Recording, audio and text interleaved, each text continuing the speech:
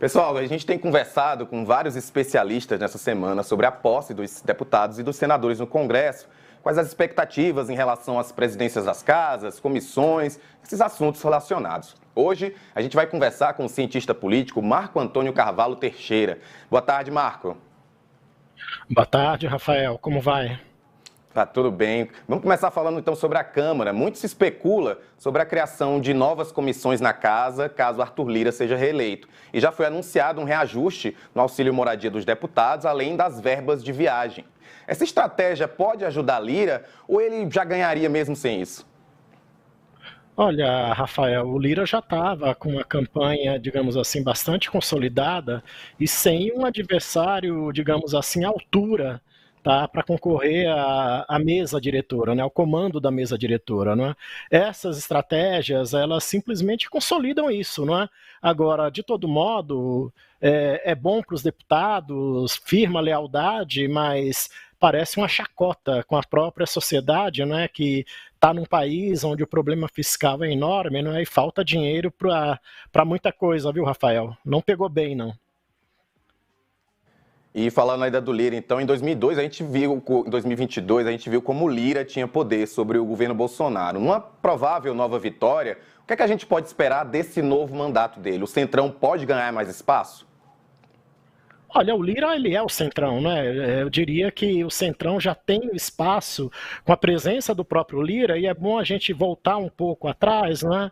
Foi essa articulação do Lira com o centrão que minou aí a possibilidade do Baleia Rossi, que foi apoiado pelo Rodrigo Maia, né, de continuar na presidência da casa. Na realidade, foi uma combinação, né, entre o centrão e o bolsonarismo, na medida em que o Rodrigo Maia era uma espécie de pedra no sapato do bolsonarismo. Agora, a presidência da Câmara é tão importante para os projetos do governo, não é, que o próprio governo Lula aprendeu com o governo Dilma, né? Ou seja, o governo Dilma, quando enfrentou o Eduardo Cunha e perdeu, iniciou o seu calvário na relação com a Câmara dos Deputados. Dessa vez, o próprio Lula, logo durante a campanha, disse o seguinte: olha, a sucessão na Câmara dos Deputados, a sucessão no Senado é problema das casas, não é problema do governo. Não é tanto que o PT, que ficou como adversário do Lira durante este processo, durante este biênio, que o Lira era o principal homem do Bolsonaro, que sentou em cima de pedidos de processo de impeachment, não é? Não apenas declarou apoio ao Lira, como vai compor a mesa diretora a partir de um critério de proporcionalidade e de divisão dos cargos, Rafael. E o deputado do PSOL, Chico Alencar, ele acredita que Lira não vai facilitar a atuação do governo, a gente está inclusive falando isso, né? Isso pode gerar dificuldade nas aprovações dos projetos do partido, do presidente e dos aliados. Lira pode ser considerado hoje um amigo ou um inimigo do governo? Olha, a Lira joga onde o governo joga, não é? Jogou com o governo Bolsonaro enquanto o orçamento secreto, de certa forma, funcionou como uma estratégia de manter o apoio dele dentro da Câmara visando o projeto de reeleição, não é? O Lira também foi uma das primeiras pessoas a reconhecer a vitória do Lula, né, naquele momento de impasse, logo que saiu o resultado do segundo turno. E ao que tudo indica, né, se a relação entre executivo e legislativo permanecer calibrada da forma em que está, ele vai ser alguém que vai avalizar os projetos do governo, vai encaminhar os projetos do governo, obviamente desde que não seja muito distante daquilo que ele pensa, não é?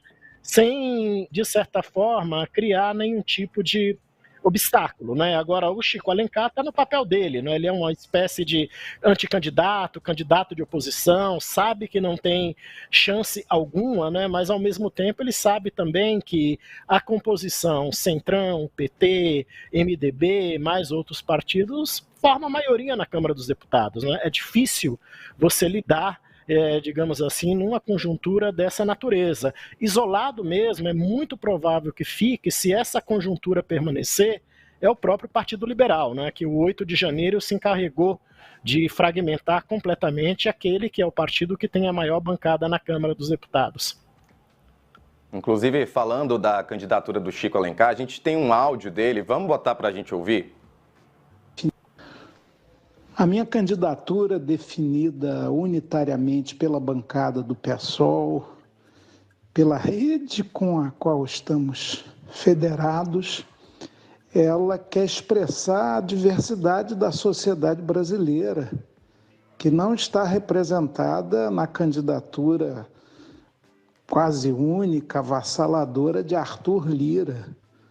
A minha candidatura é para mostrar que há uma outra maneira de pensar o parlamento, que não é na base do toma lá da cá, do criar dificuldades para obter facilidades. A minha candidatura não é para embarreirar o executivo, chantageando, nem para ser um legislativo carimbador da vontade do executivo.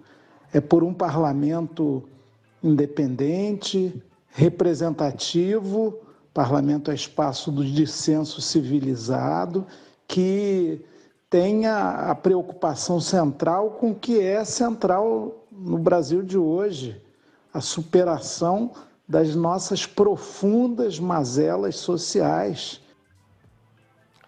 Bom, Marco, a gente sabe do favoritismo de Lira, né, mas também reconhece a importância de candidaturas contrárias.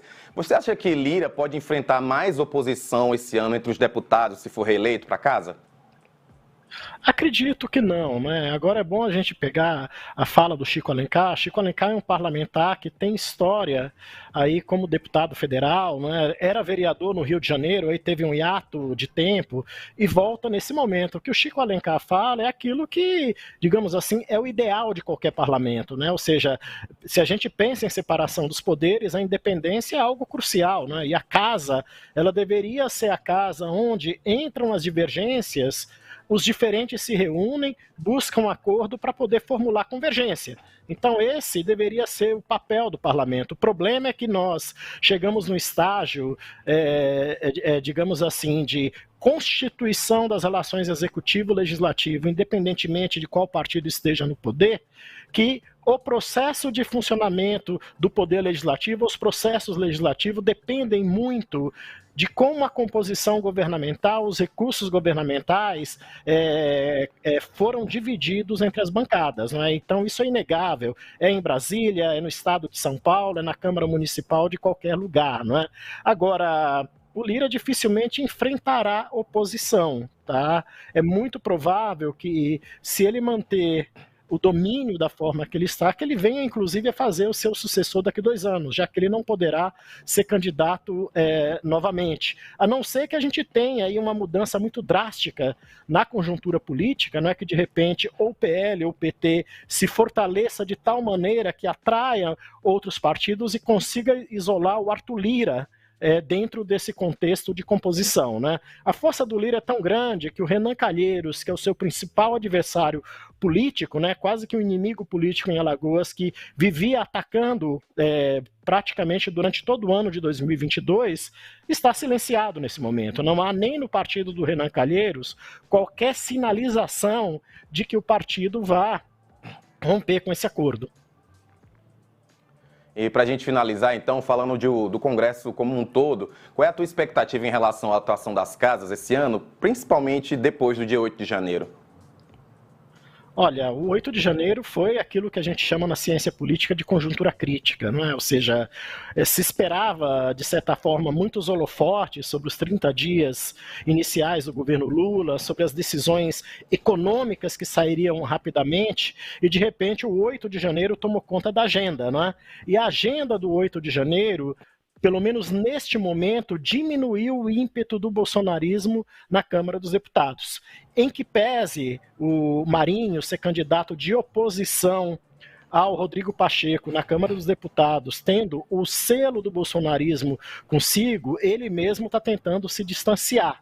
Então, o que está desenhado nesse momento é uma casa que vai tentar, inclusive em nome da democracia, não é? Virou uma espécie de resistência na medida em que as casas legislativas foram agredidas, não é? Construir acordos nacionais. Talvez as grandes divergências que venham por aí tenham a ver com a questão econômica, não é? Agora, acho que a gente vai superar aquela história de pauta de valores, não é? Aquelas questões que, de certa forma, estão muito distantes dos problemas mais emergentes do país. De todo modo, a força do Lira mostra que os partidos precisam de lideranças na Câmara dos Deputados.